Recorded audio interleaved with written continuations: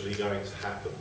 If we take it that the most common attack in the world is the big right hook, then from here it's going to be moving into here.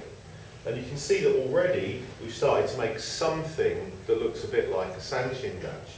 So it could be this way, or it could be that we step into here like this. Either way, it's going to be something like a Sanchin dash already. So what's the purpose? Why are we doing that?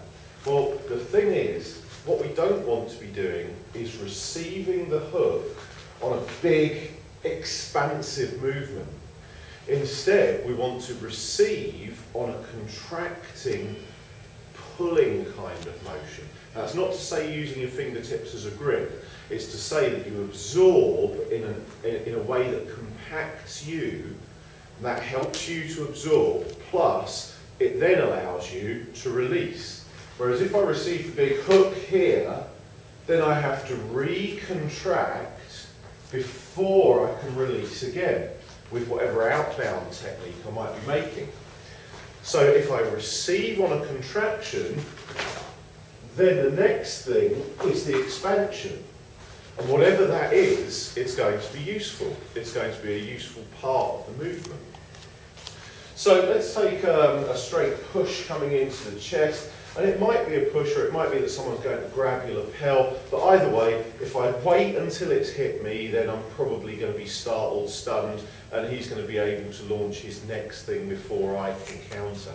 So we're taking it that as it comes in, I clear to the outside. Then I've already made something like a Sanchin dash, although obviously it's not one where I'm aiming in this direction, it's one where I've taken the 45-degree line. And that's how we want to look at our kata, like we're doing all our moves on a 45-degree emberson, or rather, I'm doing my moves on a straight emberson, but the attacker's coming in at a 45-degree angle. However you want to look at it, there's a 45-degree angle involved. So we're into here, we receive here. If I've managed to pull on this, then we've got the balance already going, and then this is a cut through. So how do we use the double uchi-uki that you so commonly see? And the answer isn't necessarily on the outbound fists.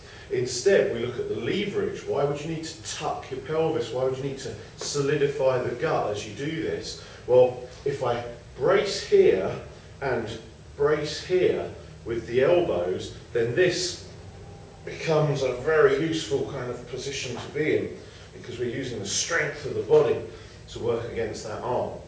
Now, it might be that it's this way up, or it might be rotated this far. Either way, this kind of move is a good position for him to get into, for me to get him into. But from there, I then need to move on to something else. I don't want to stand here for very long, because he's not going to stay there. He's going to adapt and follow through. So from here, I then need to move. Well, that's the Sanchin dash. I don't want to stay there for long. I want to make it and then move on to doing something else. So what we're really about with the Sanchin dash is to create this triangulation which brings everything to bear at one point. And the way that you practice and test is that you can start with a push, move it up to a punch later on. But what we check is that once we're in position, I can touch with this knee, touch with this knee, touch with any other limb without having to move my feet again. If I do choose to move my feet, it's to expand into him, or to pull back, or to drop down. But that's happened once we're already here, because the Sanchin dash got us there. So we're turning into the opponent. And it's the same with the round attacks. If it's the hook, then we're into the opponent. And I can touch here, without having to move the feet again. Once we're into here and into here, I should then be able to reach any other part without really having to go far. And if I do choose to switch stance, then switching stance is to go in, or to pull back, or to drop down. So stance becomes a function of your application rather than something you've got to graft onto it.